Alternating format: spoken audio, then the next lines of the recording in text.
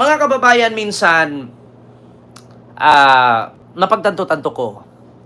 Si Alan Cayetano, di ba alam ko dating Vice President ito ni Duterte nung tumakbo siya 2016 at hindi nanalo at ang nanalo ay si Mama Leni. So, parang kumakabig ito ngayon.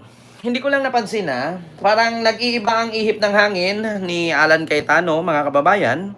At bigla itong bumaliktad ata, no? Correct me if I'm wrong mga kababayan. Parang nag-iba ang ihip ng hangin ni Alan Cayetano, mga kababayan. Hindi ko po lubos maisip kung bakit ganun-ganun na lang ang kanyang pagkasabi. Hindi ko rin sure kung ito ba si Cayetano ay bumaliktad na ba or binitawan na ba talaga ang mga Duterte. Kasi ang sabi dito ni Cayetano, ito po meron dito hindi ko lang sure mga kababayan kung si Cayetano ay bumaliktad na ba talaga. Bumitaw na ba talaga sa pagiging miyembro ng DDS. At baka nakalimutan nyo po mga kababayan, si Cayetano lang naman po ang bukod tanging nagsabi na may 10,000 ka. Ito na. Ito mga kababayan, si Cayetano, Alan Cayetano, Senado no choice, dapat may impeachment trial. Walang choice ang Senado, hindi mo pwedeng pagbutuhan kung anong dapat gawin sa konstitusyon. Nakalagay sa konstitusyon, malinaw may trial. Saad ni Alan Peter Cayetano. Actually, mga kababayan, naniniwala ako kay Alan Cayetano. Alam niyo kung bakit? Siyempre, alam naman natin, ang presidente kasi every 6 years at bawal nang tumakbo muli. Maliban na lang sa Amerika, pwede pang tumakbo katulad kay Trump. Pero naramdaman ko si Cayetano parang ramdam niya sigurong wala na, mahina na yung Duterte. At mas maigi sigurong lumayo tayo konti, no? Dumistansya tayo kasi mahirap na. Kaya baka singilin ako ulit ng Pilipino nito na saan yung 10K. Maraming salamat po Sir Joel QCJ at sa First Squad Forever. Hello po sa inyong lahat dyan. No?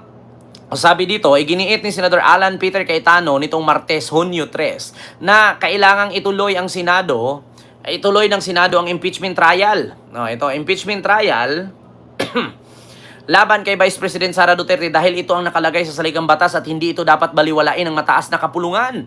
Bagamat suportado ng senador ang pagpatuloy ng impeachment trial, naintindihan niya umano na mas magiging komplikado ang impeachment case dahil sa timing ng pag-file nito.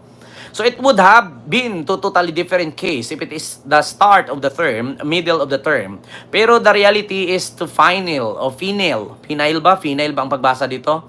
I-finale mo the day na sa start yung campaign and now we only have 2 weeks, ani Cayetano. Sa kabila naman ito ay binigyan diin niya ang kahalagahan ng sunod ng Senado sa konstitusyon bilang pagtugon sa kanilang constitutional duty na para sa taong bayan. Actually, mga kababayan, napahanga ako ni Cayetano Napahanga ako. Bakit? Hindi pala lahat ng DDS, bobo. Meron pa rin palang matino. Ito yung klase na senador na hindi lang talaga for interest. Tumakbong senador para sa sariling interest, hindi. Tumakbo siyang senador at actually, siya is lawyer. Diba? Attorney ba to si Alan Cayetano? Correct me if I'm wrong. Maganda naman ang kanyang sinasabi. Di ba? Sundin. Kasi, trabaho ng mga senador yan Sundin ang konstitusyon. Huwag niyong baguhin ang konstitusyon. Actually, dito ako napahanga kay Cayetano. Hindi porket hindi niya naipatupad tuloy noon yung 10,000 per family. Pero, di ba? Dito ako napahanga na hindi pala katulad si Cayetano sa mga ibang DDS na katulad kay Bato na gagawa ng de facto for dismissal pero hindi ko alam kung saan nakuha ni Bato de la Rosa yung tinatawag niyang resolution na de facto dismissal kasi pagkakaalam ko wala pa yata sa ChatGPT lang yun. Tanong ko lang Senator Bato de la Rosa, sino po ang lawyer na nag-advise sa iyo na gumawa ka ng resolution at tawagin mong de facto dismissal? Hindi ba si ChatGPT? Hindi ba si Siri? Or si Gemini? O si Bixby? Iwas-iwasan niyo pagre-research sa ChatGPT Kasi kahit si Siri, tatanungin ko kayo, sasagot. Diba? Hindi ba galing ni Senator Bato de la Rosa yung tinatawag niyang de facto dismissal ay galing sa ChatGPT? Tanong ko lang. Di ba? Kasi mismo yung mga senador lawyer, may mga pinadlalaban, may mga paninindigan. Pero si Bato, nagulat ako, hindi naman lawyer, ba't may mga ganong de facto dismissal, impaktong yan. Di ba? Saan kaya sa saligang batas, anong article yun makikita yung de facto dismissal na yan? Kaya, Pokemon Pikachu, tanungin nga kita, saan sa saligang batas makita yung de facto dismissal na yan? Hindi ko nakita. Nagre-research talaga ako kanina. Ano kayang saligang batas ito? Anong article? Anong form of law? Saan batas? Sinong author nito? Wala akong makita. Si Bato pa lang ang kauna-unahang author na impacto dismissal. Sa ChatGPT niya yata kinuha yan. Diba? Sa ChatGPT.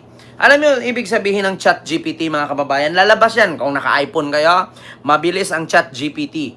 Magtanong ka lang doon, "Hey Siri." Lalabas agad yan. Oh. Ito mga kababayan, hanapin ko lang ito. Ito tatanungin ko Hey Siri. Wait lang. Sasagot dito Totoo yan mga kababayan. Kapag tinanong mo si Siri, sasagot yan. Pwede lang sabihin, Siri, anong gagawin natin? Ma-impeach na si Sara Duterte. Ang dami pa namang evidence. 7 articles daw to. Sasagot yan si Siri. To do that, you need to be online. Ganon yan To do that, you need to be online.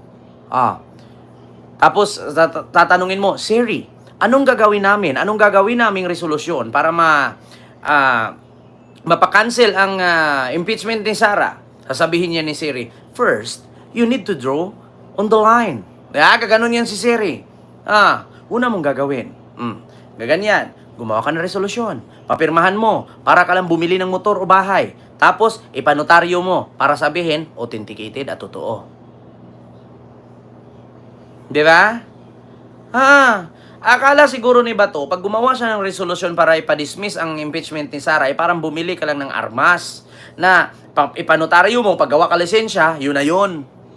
Pag-aaralan pa yan at pagdidebatihan pa yan kung yan ba'y aprubahan at ipapasa at magiging batas. Bato, kung saan mo man kinuha yung de facto dismissal na yan, gawin mo muna yan, maging author ka para mapabilib ang tao. Tignan mo, gumawa ka ng batas about sa SIM card. Wala naman nangyari, marami pa rin nai-scam. Diba? So yun lang mga kababayan. Kita nyo naman yung mga senador na pabor at hindi pabor. Diba? Alam nyo, sa totoo lang, hindi ko naman minaliit si Bato, pero wag po kasi tayong magiging abogado na pulis lang tayo.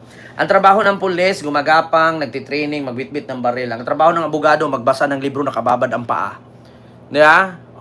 Magkaiba ba to? Wag pangarapin, wag mong gayahin si Manny Pacquiao na boksingero, singer, dancer. Lahat na, kinuha mo na, artista, politiko, wag mong gayahin. Wag na ba to? Makontento ka kung pulis ka na noon, general ka na, senador ka na. Huwag ka nang tumakbo pang presidente, baka hindi ka mananalo. At huwag mo pangarapin maging abogado ba to? Hindi porke tinawag kayo na miyembro ka ng legislative at senador ka, ay pwede ka na maging abogado. Hindi. Si PBBM nga presidente, nagko-consult pa rin kay First Lady. Kasi hindi siya abogado. Bato, wag maging abogado. I-consult mo yan. Sabi nga ni Chis Escudero, kung meron mang author niyan, kung meron mang nagsulat ng resolution na yan, pagdidebatihan at kung okay, ay gawin natin batas. Diba? Wag na gumawa, Bato. Para ka namang si Kim Jong-un, may sariling batas Diba? Hindi tayo North Korea, Bato Pilipinas to. Maraming bato. Diba?